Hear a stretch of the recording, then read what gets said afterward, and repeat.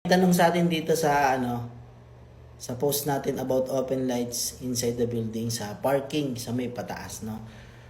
Sa manual po, ano po ang advisable gear paakyat sa ganyang spiral parking.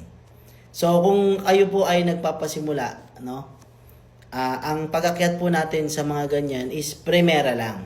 Lalo na po kung hindi nyo po kabisado yung mga ganyang paikot. Kumbaga first time nyo po. Pwede kayong mag-primera muna. Ngayon, kung nakikita nyo, gamay nyo na, pwede na po kayong mag-segunda. Kasi yung primera, medyo mabagal po siya. Hanggang segunda. Tapos, sa segunda naman po, ready kayong bumalik sa primera in case merong maghahanging or mag-ihinto sa inyo sa harapan.